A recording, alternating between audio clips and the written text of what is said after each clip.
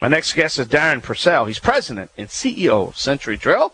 Their providers of professionally quality power tool accessories, hand tools, power, just some great construction tools, and we're going to talk about that. Hey, Darrin, welcome to the show. How you doing, my friend? Great, Michael. Hey, it's a real pleasure to be with you.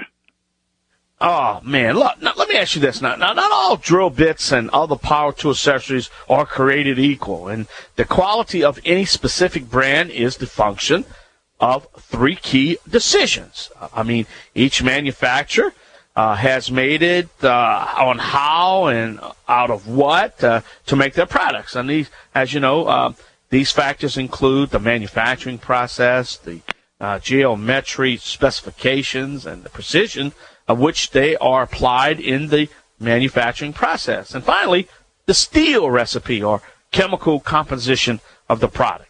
Now, Darrin, you are president of CEO of Century Drill and Tool.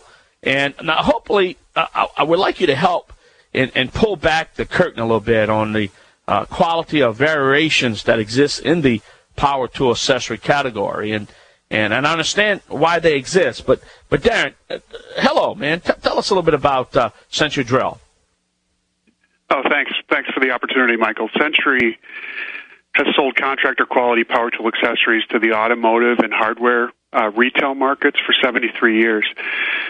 Founded in 1940, the company has a history of innovation that's included. We were the first to put drill bits on a carded package, effectively moving them out of a bulk bin on a counter. So imagine that being innovation back in the 40s and 50s. We've been in the business for a long time, and today we offer the broadest line of power tool accessories available to the market by far. We stock over 4,000 items that exist in 18 major subcategories, each of those with a unique purpose. Wow. Now, interesting. I mean, help us understand these subcategories. I mean, what kinds of products do they really include?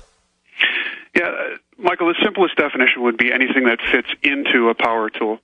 So major subcategories include drill bits of all variations for wood or metal or masonry or other unique applications like glass and tile, taps, dies, and screw extractors, reciprocating, jig, circular, and or hole saw blades, abrasive wheels and wire brushes, router bits, and numerous other niche products that serve specific functions. Now, so what is a customer likely to find from your line in their local, say, hardware retailer? Well, every hardware store is unique. Some serve residential communities, while others are focused on the customer needs in rural areas. Likewise, some stores have heavier traffic from a contractor-type consumer with unique requirements. Given the variation, the kinds of products each store carries can be dramatically different. As an example, stores that serve rural communities tend to need products or more products for cutting and drilling and shaping metal. Conversely, stores serving residential markets have a greater need for items that assist in basic home repair. But typically, most stores, again, depending on that customer segment that they serve, would stock between 1,500 and 2,500 different items in their power tool accessory aisle, and that aisle can be anywhere from, say, 16 to maybe even up to 36 feet in a large store. The over 4,000 items that we stock help us deliver the breadth of line required to service all of those needs. Now, Darrin, just for the break, I was asking you, why is it so important that consumers really consider their selections in these categories, say, focusing solely on the power tool? And I think we got interrupted. Yeah, that's okay. Certainly there's good reason to consider which power tool you buy. Some power tool brands are built better and last longer, and those may be worth a premium to some consumers. In the same way, certain power tool accessory brands will last longer than others, and they carry a premium. However, when it comes to the task, regardless of the brand that you choose of power tool, they all function the same way. And what I mean by that is they drive a specific attachment with a motor. Clearly, that's an important part of the job, but consider this. The power tool itself never actually comes into contact with the target material that's going to be cut, drilled, or shaped. So in the end, the speed or accuracy or quality of the finished result and your ability to replicate that task an acceptable number of times is determined by the power tool accessory that the consumer's bought. Now, I will ask you in a moment what makes these various brands better, say, than others, however. Let's establish what happens, say, with lower quality power tool accessories. Yeah, well, the death of a power tool accessory ultimately is its failure to resist the heat created by the friction. At the point in time where a particular power tool accessory succumbs to that heat, it dulls and its performance is diminished. So it takes longer to cut a copper pipe with a dull reciprocating saw blade, or the router cut is no longer accurate.